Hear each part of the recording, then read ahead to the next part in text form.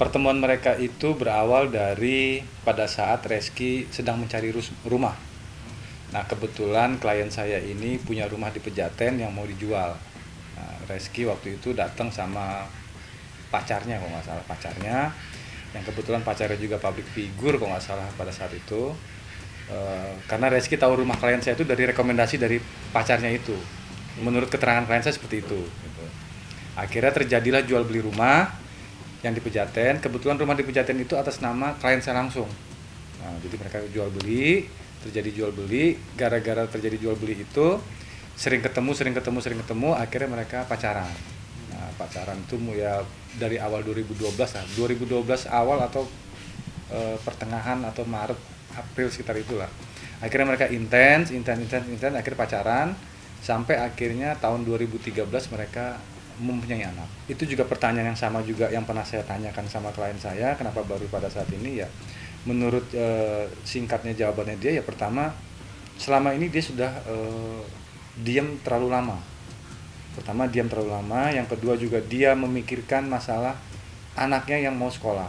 Gitu. Kenapa? Karena anaknya juga butuh kejelasan siapa ayahnya gitu. Karena di samping butuh kejelasan juga anaknya itu sudah mulai bertanya siapa ayahnya gitu.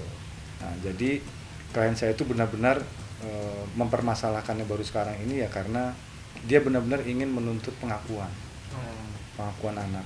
Dia diam itu dalam arti ya dia menunggu itikat baik dari si Reski gitu. Karena kebetulan juga klien saya juga kan dia juga ada kerjaannya dia sendiri, jadi mungkin dia juga sibuk atau apa, dan dia juga ngerasa masih bisa untuk menghandle anaknya sendiri kan gitu. Tapi makin lama anak makin besar, beberapa hal itu yang dia tidak mungkin bisa dia handle, kayak seperti contoh masalah nama ayah untuk di akte kelahiran, terus juga untuk masalah sekolah gitu. Itu kan butuh nama ayah, nama orang tua kan gitu. Nah, hal-hal kayak gitu kan dia mungkin tidak bisa dia jalani sendiri gitu. Jadi di samping itu juga dia ngerasa juga tidak mudah untuk ngungkapin permasalahannya dia ini keluar gitu. Jadi butuh benar-benar dia tuh butuh pertimbangan, butuh masukan, butuh pemikiran yang benar-benar harus matang gitu untuk dia bisa mengeluarkan permasalahan ini.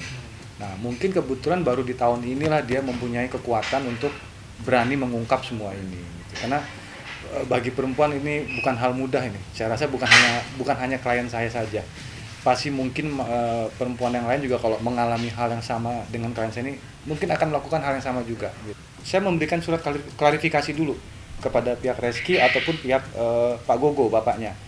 Gitu. Saya minta surat klarifikasi dulu supaya kita ada pertemuan lah untuk saling menjelaskan permasalahan ini. Tapi surat klarifikasi saya tidak pernah tidak baiklah tanggapannya atau tidak begitu direspon. Nah, akhirnya saya somasi. Nah, begitu saya somasi, barulah saya ketemu sama pengacara dari Pak Gogo dan Reski gitu. Nah, disitulah kita bertemu, bicara membicarakan masalah somasi saya.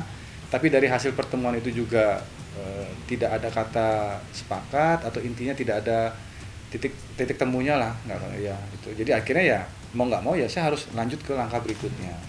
Daripada nanti makin melebar dan beritanya juga makin simpang siur, lebih baik saya pengen buru-buru daftar gugatan saya. Tolong sampaikan pesan kita bahwa kita mau Reski dan Pak Gogo bersedia bertanggung jawab dan menyelesaikan dengan secara baik-baik.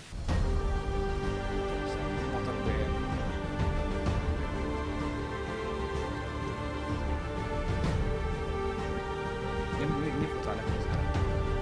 Ya, lahirnya klien saya yang T ini ayahnya namanya Pak Triogo jelas. Dan ini bukti foto mereka di rumah sakit pada saat lahiran.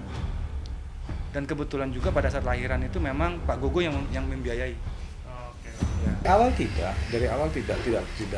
Karena kenapa saya bilang tidak? Karena pada saat klien saya melahirkan, hari pertama klien saya melahirkan itu Reski itu menurut klien saya dia masih umroh. Nah, tapi karena klien saya itu lahirannya sesar, jadi dia ada waktu di rumah sakit itu mungkin sekitar 6-7 hari ya, di rumah sakit. Pada saat hari ke-5 atau hari ke-6, Reski datang, karena dia baru pulang dari umroh. Dia langsung datang ke rumah sakit. Nah, Ditambah pada saat itu juga orang tuanya si Reski, Pak Priyogo itu juga datang ke rumah sakit memberikan hadiah kereta dorong ya untuk anaknya si Reski. Kurang lebih sekarang anaknya umur 8 tahun. Kalau untuk pertemuan antara Reski dan anaknya itu dari lahir sampai mungkin umur 2 tahun kali ya, itu masih intens ketemu. Iya. Pokoknya berhentinya Reski ini menemui klien saya, menemui anak ya semenjak dia kecelakaan. Aku nggak pernah nanggepin ya, karena buat aku padahal semua orang selalu pakai juga dan semua orang juga punya, jadi mungkin memang itu hanya dibuat-buat saja. Karena buat saya itu lagi sih, jadi pasti udah ada dalangnya, dan giliran orang lain yang pakai nggak berisik, tapi cuma saya aja kalau saya pakai tuh kayaknya berisik.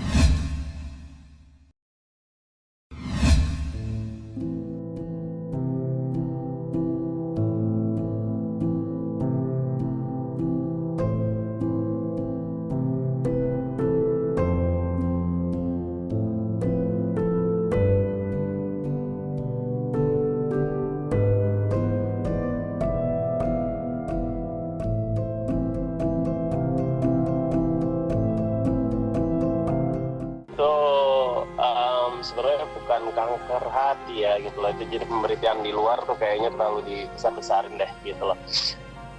Saya dan mungkin teman yang lain juga kita tahu kondisi Gary gitu loh. Jadi Gary itu punya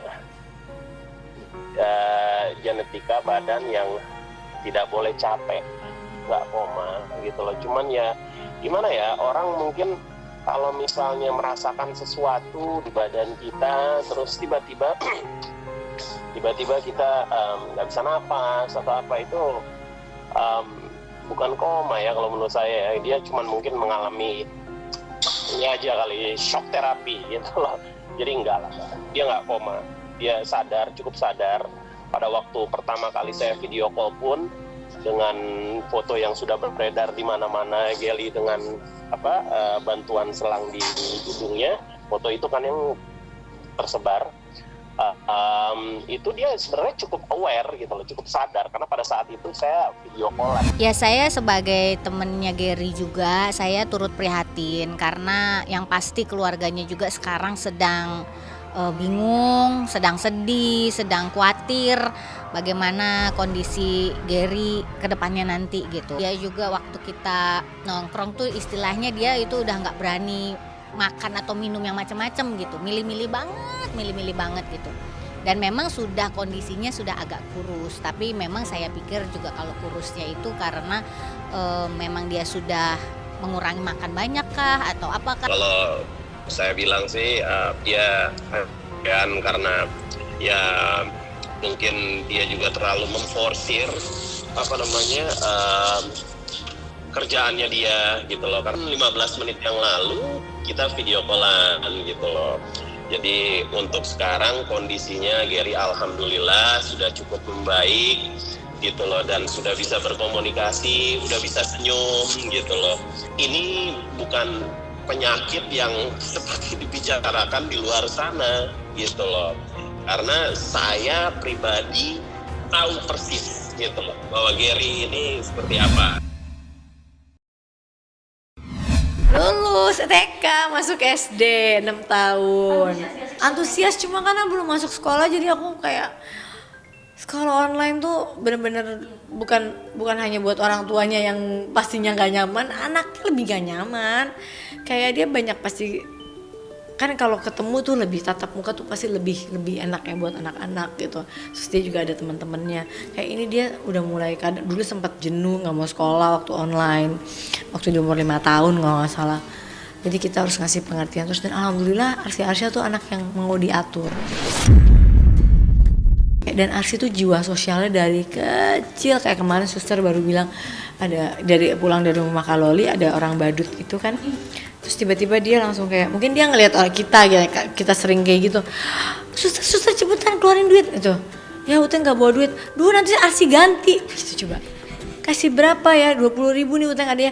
Jangan dong, 50.000 katanya. Terus dia minta, akhirnya yang bapak yang nyetir aku bilang, ya udah nih Arsy, aku pinjemin dulu gitu. Nanti aku ganti, janji. Kasih cepet sampai dia teriak gitu katanya. Karena kasihan tuh, pasti dia belum makan Bun gitu. Aku tuh terharu kan gitu, kayak, yoh ini anak juga sosialnya alhamdulillah.